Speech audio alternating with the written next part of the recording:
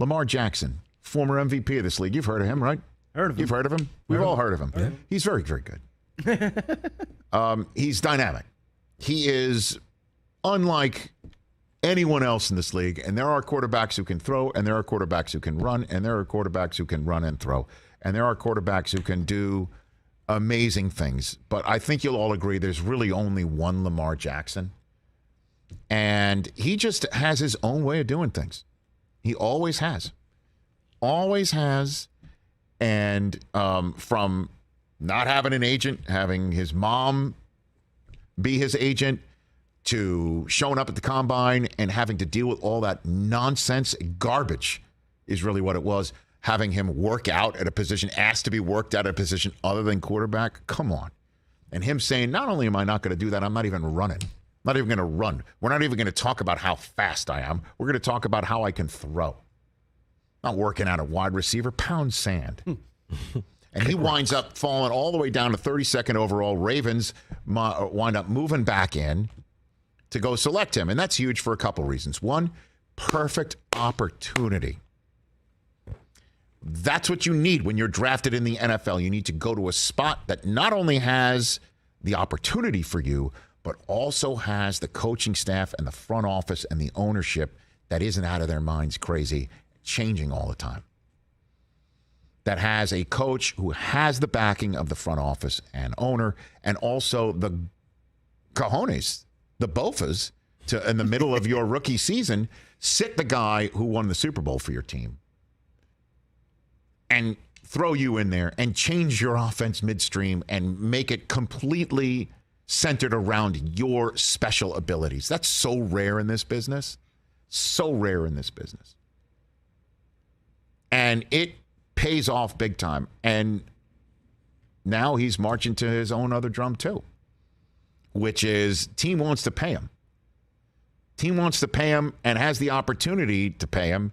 And this is why they traded into the first round to go get him, by the way, is they had an extra year of contractual control. This is what we're seeing playing out. Didn't think that in the year of contractual control, extra year of contractual control, that they would be wanting to pay Lamar, and Lamar saying that supposedly, oh, wait, remember we had John Harbaugh around the draft, and he's just like, I'll let Lamar handle all that, but, you know. We're waiting to get it done. Right. It's kind of on him. We're essentially waiting to get it done, and he'll do it at his own pace. I think what's his will and God's will, I think is what he said. Yeah. So Lamar didn't show at the voluntary camps, and it's just like, what's up with that? Could there be some conversation that isn't going well? Well, he showed up to the mandatory camp today and spoke for the first time, and this is what he had to say on the subject matter. Oh, we actually did. We did. You know, it's a conversation. That's all. We're just keeping it private. Yeah. Is it you and Eric just doing the one-on-one talking? Can you take us through any of that? We having a conversation. So. Is it going to continue during the season? We have a conversation. Play here the rest of your career? I expect so. Yes, I do. Watch the national guys talk. A lot of them say they wouldn't step on the field with your brand of football without a deal. Do you buy into that? Nah, I don't buy into it at all. You know, I play football. That's what I'm here for. Yeah, I don't get it. I get it. He is a unicorn, not only on the football field, but in between his temples. And there is no track record of anybody else having this approach. There just isn't. It's his approach. It's his approach. It doesn't mean it's a smart one. I don't know. Maybe it's we have no, he says there's conversations going on. I don't know what those conversations are. It doesn't surprise me that we haven't learned anything. Again, that's the most relevant soundbite I have been told. The question I would have asked is, the sense is you're the one who won't accept the new contract, or you don't want to take the contract because you don't feel you're worthy enough yet because you haven't won the Super Bowl. Is that accurate? Yeah, or just what why? do you say about that? Yeah, why? Now then, I say this with the ultimate of love. You know how I feel about the Ravens franchise. You know how I feel about Steve Bisciotti. He is one of my favorite owners in all of sports. Love the guy. And what I'm about to say might upset him, but he knows the score anyway. The floor for Lamar Jackson is $230 million guaranteed dollars. That's the floor. Because he doesn't have 26 civil lawsuits on him, does he? Nope. And he's won an MVP. Correct. Now, he's only won one playoff game.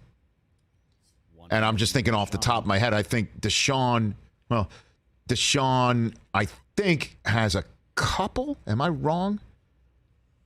They did make the division round game against they beat the Bills and Josh Allen in a game that is still in some dispute to some Buffalo Bills fans. That was a wild playoff game, Josh Allen against Deshaun Watson. Yeah, Deshaun has one win. There you go. Yeah. Same number of playoff wins, one more MVP, and to date, 24 fewer civil lawsuits filed against him. $230 million guaranteed dollars would be my opening offer. What's yours? This is where, in my mind, the